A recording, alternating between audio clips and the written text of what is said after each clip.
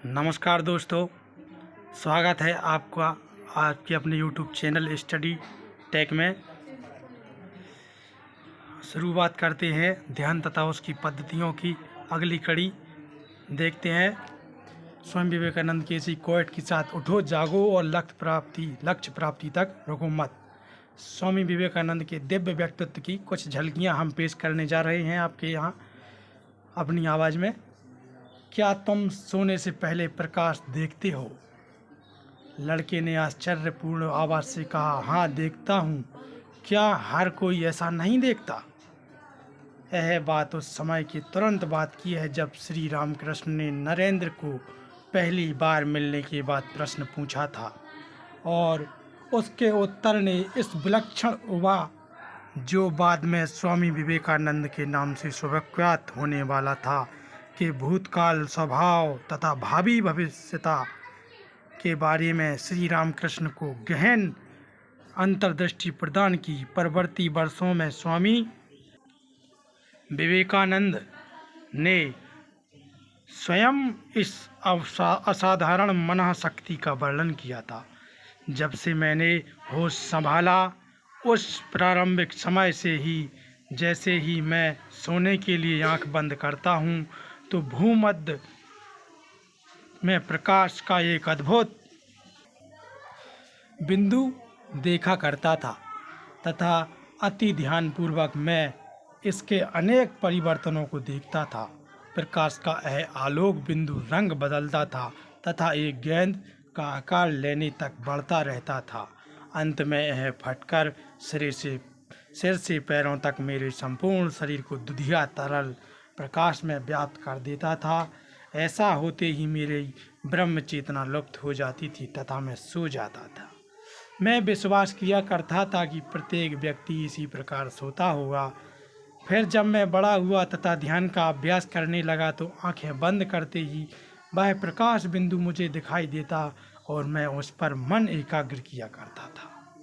स्वामी विवेकानंद जी की जीवन कथा एक अद्भुत घटना की तरह है। वे आदर्श योगी, सन्यासी, शिक्षक तथा नेता, रहस्यवादी तथा कर्मयोगी और दार्शनिक थे। वे पराभक्ति में सिद्ध होते हुए भी परम ज्ञानी थे।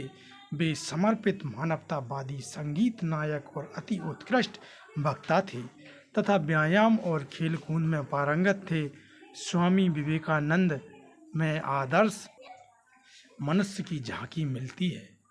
उनके गुरु श्री रामकृष्ण ने उनके बारे में कहा था, नरेंद्र का आधार बड़ा है, वह ध्यान सिद्ध है, वह माया के आवरण को भी ज्ञान की तलवार से काट कर छिन्न भिन्न कर देता है।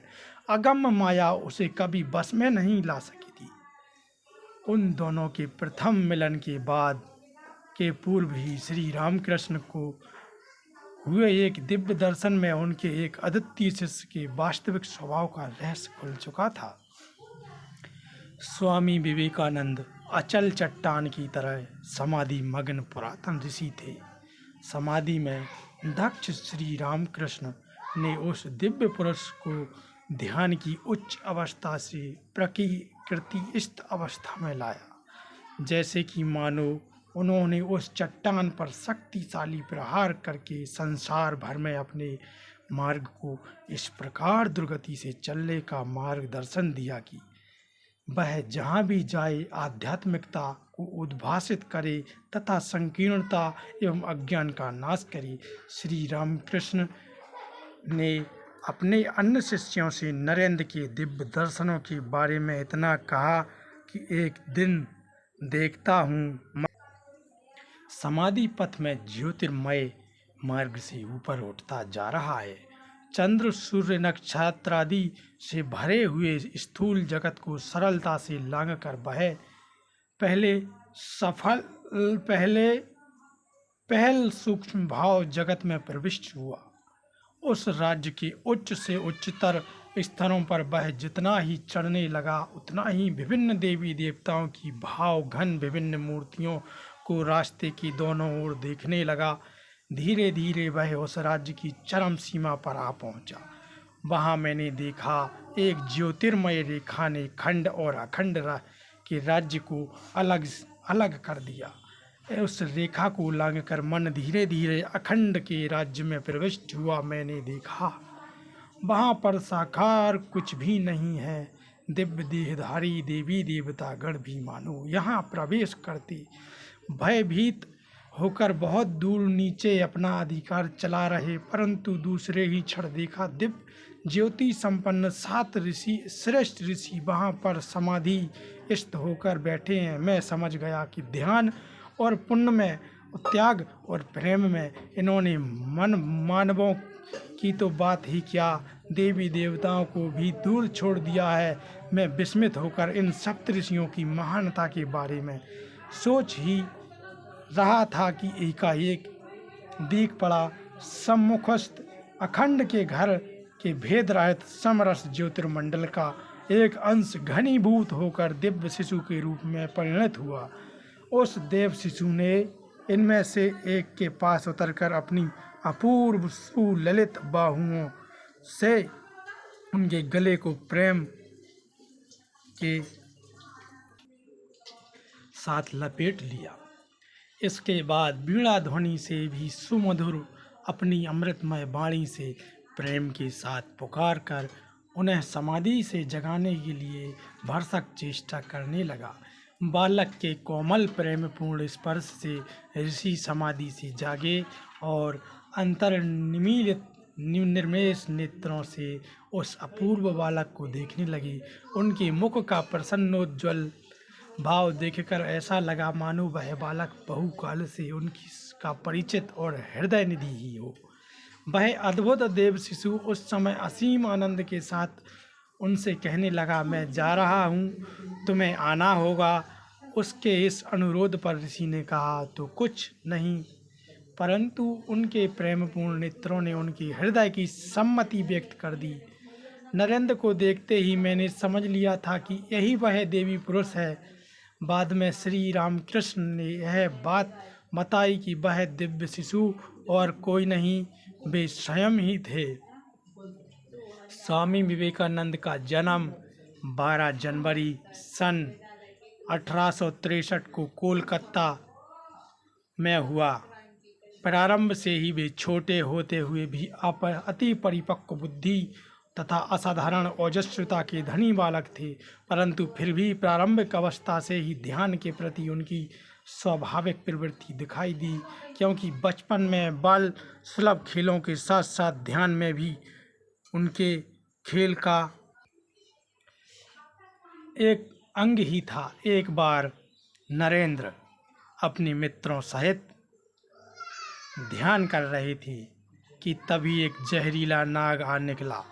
अन्य लड़के भयभीत हो गए तथा उसे चेतावनी देते हुए भाग खड़े हुए, परंतु नरेंद्र अचल बैठे रहे तथा थोड़ी देर मंडराने के बाद वह विषधर वहाँ से सरक गया। बाद में उसने अपने माता पिता से कहा, मुझे विषधर या अन्य किसी बात का पता ही नहीं चला, मैं अवर्णनीय आनंद का अनुभव कर रहा था। 15 वर्ष की आयु में उन्होंने आध्यात्मिक परमानंद का अनुभव किया।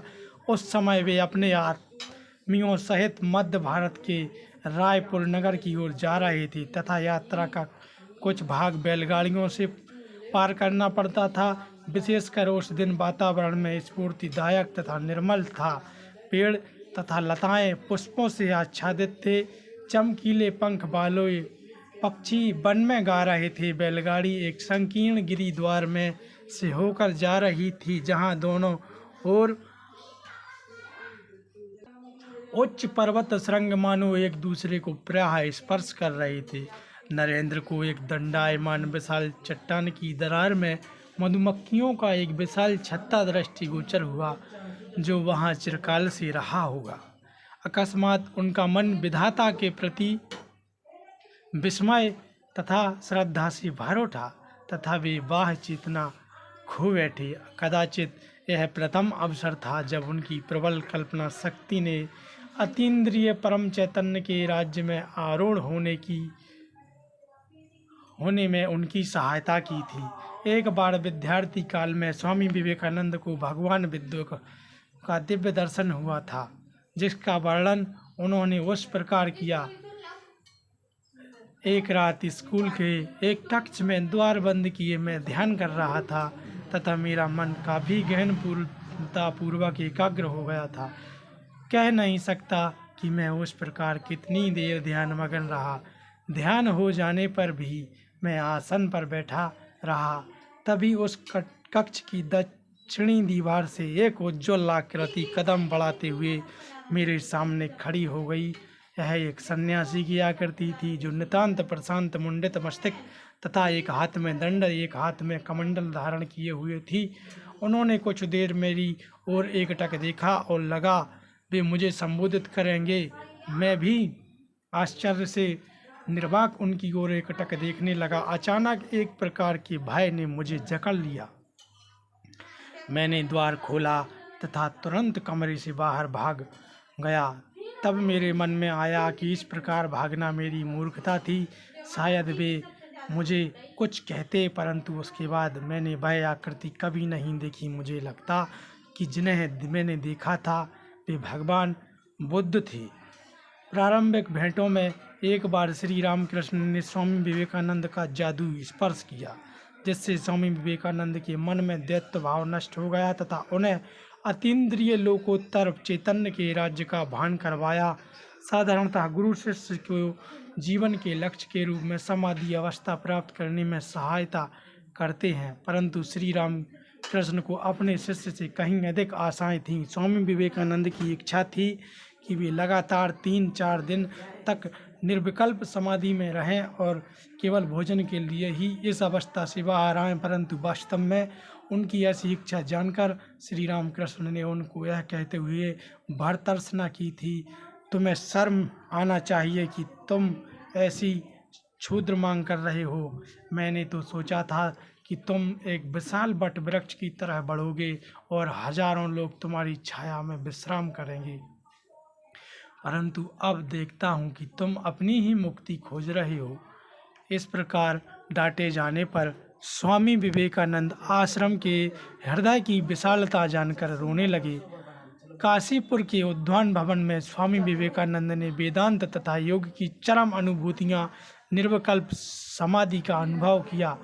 एक दिन वे अपने गुरु भाई बूढ़े गोपाल के साथ ध्यानमग्न थे, तो उन्हें लगा कि उनके सिर के पीछे कोई ज्योति रख दी गई। यह ज्योति प्रबल से प्रबलतर होती गई। तब वे देश काल निमित्त के परे अव्यवस्थित परम सत्ता में विलीन हो गए। जब उन्होंने थोड़ी देर सी जागतिक चेतना पाई तो उन्हें केवल अपने सिर का ही भान था, शेष शरीर का नहीं। वे चिल्ला उठे, गोपाल भैया, मेरा शरीर कहाँ है? गोपाल ने उन्हें पुनर्सांत्वना देते हुए कहा, यही तो है, यही तो है। परंतु जब वे स्वामी जी को विश्वास नहीं दिला सके तो गोपाल भयभीत हो उठे और श्री रामकृष्ण को यह बात बताने के लिए दौड़े। श्री रामकृष्ण ने केवल यही कहा और उसे और भी कुछ देर तक इसी अवस्था में रहने दो, उसने इसके लिए मुझे बहुत तंग किया है। बहुत देर बाद स्वामी विवेकानंद साधारण अवस्था में लौटे। अकथनीय शांति और आनंद में उनका हृदय तथा मन भर गया। वे श्री रामकृष्ण के पास आए तो उन्होंने कहा, अब जगदम्बा ने तुम्हें सब कुछ दिखा दिया है, परंतु इस समय तुम्हारी यह अनुभूति ताले में बंद रहेगी तथा इसकी चाबी मेरे पास रहेगी। जब तुम माँ का कार्य पूरा कर लोगे तो यह कोष पुनः तुम्हारा हो जाएगा। इसी समय की एक रोचक घटना श्री रामकृष्ण के गृहस्थ शिष्य गिरीन्द्र घोष ने बताई थी। एक दिन स्वामी विवेकानंद तथा गिरीश इसी समय की एक रोचक घटना श्री रामकृष्ण के गृहस्थ शिष्य गिरीन्द्र घोष ने बताई। एक दिन स्वामी विवेकानंद तथा गिरीश एक वृक्ष के नीचे ध्यान में बैठे। वहाँ असंख्य मच्छर थे, जिन्होंने गिरीश को इतना परेशान किया कि वे अधीर उठे। आंखें खोलते ही वे इधर यह देखकर आश्चर्यचकित हो गए कि स्वामी विवेकानंद का शरीर मानो एक काले कंबल से ढका हुआ था। उन पर इतने संख्या में मच्छर बैठे हुए थे, परंतु वे उनकी उपस्थिति से नितांत अनजान थे तथा सहज अवस्था में आने पर भी उन्हें इन मच्छरों का भान न था। श्री रामकृष्ण की समाधि के पश्चात स्वामी विवेकानंद ने परिव्राजक सन्यासी के रूप में संपूर्ण भारतवर्ष का भ्रमण किया। वे एक ऐसे निर्जन स्थान की खोज में थे जहां वे एकांत रहते हुए ईश्वर चिंतन में लीन रह सकें। इस समय भगवान बुद्ध के ये शब्द उनका नेतृत्व कर रहे थे।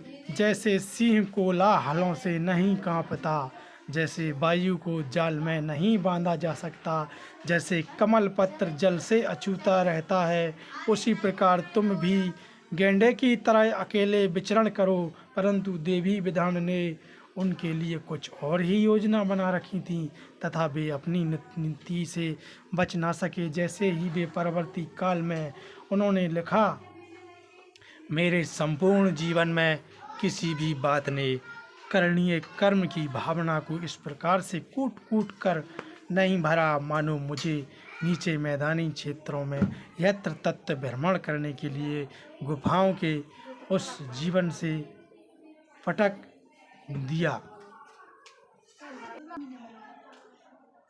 हिमालय में भ्रमण करते हुए एक दिन एक सरिता के तट पर वे ध्यान के लिए बैठे।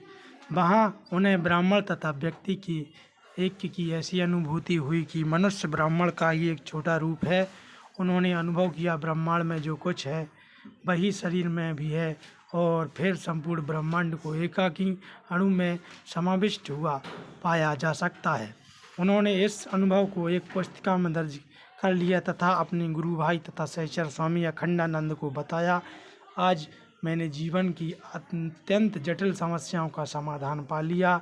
मुझे यह उद्घाटित हुआ कि ब्रह्मांड तथा विश्व का लघु प्रतिरूप अणु या मानव एक ही सिद्धांत द्वारा संचालित होते हैं। 31 मई सन 1893 के दिन स्वामी विवेकानंद ने हिंदू धर्म के प्रतिनिधित्व के रूप में विश्व धर्म सभा में भाग लेने के लिए शिकागो के लिए प्रस्थान किया। परंतु उनका संदेश इतना सार्वभौमिक था कि अवलोकनकर्ता ने टिप्पणी की थी। विवेकानंद विश्व के सभी धर्मों के प्रतिनिधि थे। उन्होंने वेदांत का महानतम संदेश उद्घोषित किया, तुम ईश्वर की संतान हो, पवित्र हो, पूर्ण आत्मा हो, तुम इस पृथ्वी पर देवता हो, तुम और पापी। मनुष्य को पापी कहना ही पाप है, यह मनुष्य स्वभाव का घोर अपमान है। अगले 3 वर्ष उन्होंने संयुक्त राज्य अमेरिका, यूरोप के अनेक देशों का व्यापक भ्रमण किया, परंतु फिर भी पश्चिमी जगत का व्यस्त जीवन उनके ध्यान में बाधा नहीं डाल सका। स्वामी विवेकानंद में हम कर्मठता तथा ध्यान के दो विरोधी प्रवाहों को एक दूसरे को बाधित किए बिना समग्रता पूर्वक बहते हुए पाते हैं। प्रवचनों और सार्वजनिक व्याख्यानों से अलग कालांत हुए स्वामी जी ने सन 1895 के जून मास के प्रारंभ में चीड़ के जंगलों में कुछ समय आराम और शांति में बिताने के लिए पर्सी न्यू हैम्पशायर जाने के लिए श्री फ्रांसिस लेगेट का निमंत्रण स्वीकार किया। यहाँ भी उन्होंने निर्विकल्प समाधि की अनुभूति हुई।